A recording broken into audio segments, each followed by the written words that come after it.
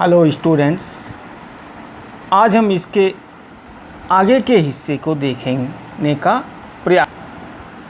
क्या कह रहा है कि लेखक वो हिमालय के लिए जब रवाना होता है तो उसके आगे अपनी बात कह रहा है। क्या कह रहा है कि द रूट ले through one of the richest of India's agricultural areas. लेखक क्या कह रहा है कि वो जिस मार्ग से जा रहा है वो भारत के सर्वाधिक रिचेस का मतलब सबसे घना सर्वाधिक कृषि क्षेत्रों से होकर गुजर रहा था। कहने का मतलब ये है कि वो उस क्षेत्र से गुजर रहा था जहाँ पर भारत में सबसे ज़्यादा कृषि होती है। This was the plain of the upper Ganga river. ये गंगा नदी का ऊपरी मैदान था। 1000 feet above sea level but tropical, जो कि 1000 feet above sea level but tropical, जो कि समुद्री सतह से 1000 फुट की ऊंचाई पर स्थित था। बट ट्रॉपिकल, लेकिन उष्णीय था। उष्णीय का मतलब है कि वहाँ पर गर्मी और सर्दी लगभग दोनों बराबर पड़ते हैं। द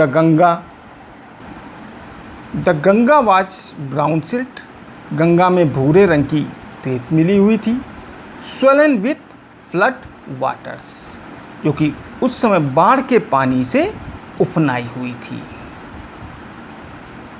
इट्स ओवरफ्लो, और इसके ऊपर बहते हुए पानी ने inundating thousands of acres of rice. इसके ऊपर बहते हुए पानी ने हजारों एकड़ के चावल को डुबो दिया था। To the north were jungles, उत्तर की तरफ जंगल थे। ग्रेट एक्सपेंसेस ऑफ क्रॉस, और बहुत ही घनी घास थी। Higher than a man's head, और मनुष्य के सर से कहीं अधिक ऊंची थी। And unbroken except for an occasional clump of trees. और अनब्रोकन का मतलब बिना कटे हुए, बिना टूटे हुए, इधर उधर यदा कदा पेड़ों के समूह थे। और ये पेड़ों के समूह, ये जंगल क्या थे? The homes of tigers, elephants, pythons and cobras. और ये जंगल टाइगर, एलिफेंट्स, अजगर और कोबरा के घर थे। एवरीवेयर एल्स, और प्रत्येक जगह देयर वाज फ्लैट लैंड, समतल भूमि थी।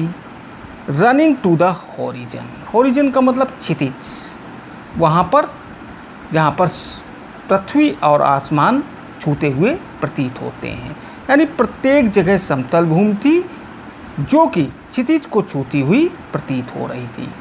But dotted here and there the sacred banyan tree, और by rows of poker trees. लेकिन पंक्तिबद्ध, हेयर एंड देयर, इधर उधर, sacred by the sacred banyan tree, पवित्र बरगद के वृक्ष थे, अथवा by rows of poker trees, अथवा पीपल के पेड़ों के पंक्तियाँ थी।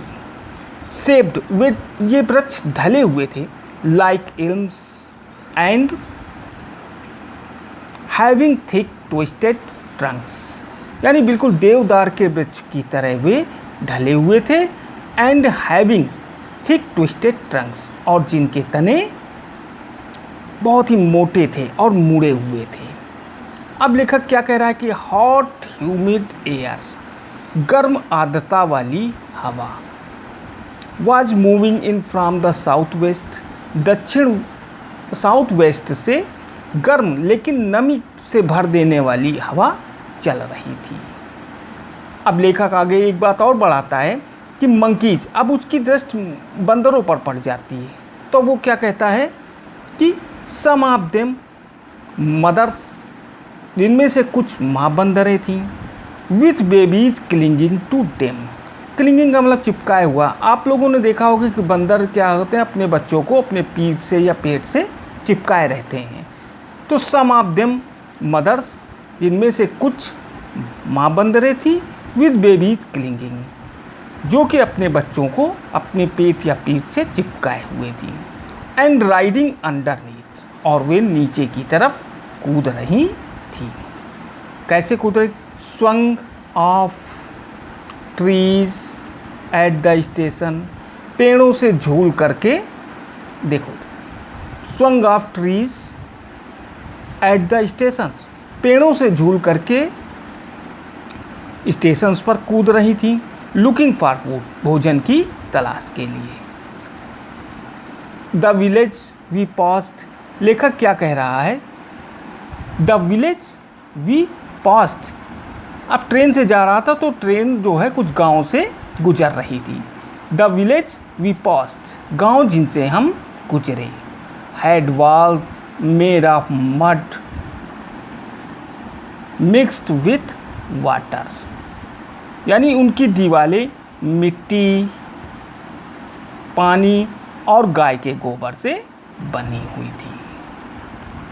Their peaked roofs were thatched, thatch का मतलब छप्पर, उनकी नोकदार छतों पर छप्पर छाए हुए थे।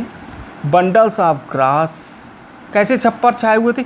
बंडल्स ऑफ ग्रास, घास के bundle, tied to bamboo poles, जो कि बांस के पोल्स पर बंधे हुए थे।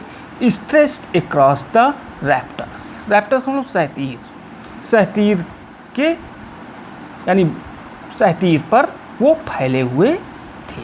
यानी आप लोगों ने गांव में देखा हो छप्पर कैसे छाए जाते हैं।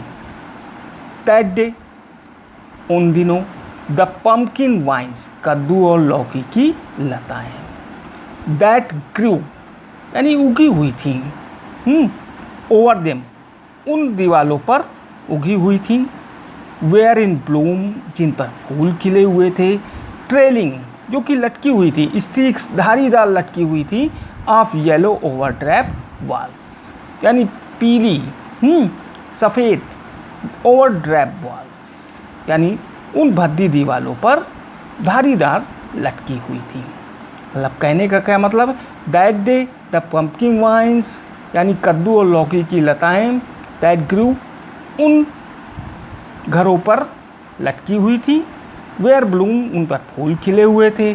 धारीदार बिल्कुल उनकी छतों पर लटकी हुई थी। Of yellow over draped walls, और उन भद्दी दीवालों को एक सुंदर सा रूप प्रदान कर रही थी। आगे क्या करें? एट वन स्टेशन, एक स्टेशन पर, my routine of talking with the people, मेरा लोगों से बात करने का क्रम वाज इंटरप्टेड। इंटरप्टेड का मतलब टूट जाना या भंग हो जाना, भंग हो गया था। एज सुन एज आई एलाइटेड, जैसे ही मैं ट्रेन से नीचे उतरा, a group of young children gathered around me, एक छोटे बच्चों का समूह मेरे चारों ओर इकट्ठा हो गया। दे वेयर सेलिंग बास्केट्स, वे बच्चे क्या कर रहे थे? टोकरियाँ बेच रहे थे। हैंड ओवन, हाथ की बनी हुई। रीड बास्केट्स, सरकंडे की टोकरियाँ। With simple designs and patterns, जिन पर सामान्य आकृतियाँ और नमूने बने हुए थे। They held the baskets high, वे टोकरियों को ऊंचा उठाए हुए थे। शाउटिंग वर्ड्स, यानी आवाज़ लगाते हुए, अपनी भाषा में, विचित्र भाषा में आवाज़ लगाते हुए। और लेखक क्या करा? आई डिड नॉट नो, मैं नहीं जानता था उनकी बातों को, बट कन्वेइंग अनमिस्टेकेबली दियर डिजायर, लेकिन बिना किसी गलती के, डिजायर मतलब इच्छा, उनकी इच्छाओं को समझने की कोशिश कर रहा था।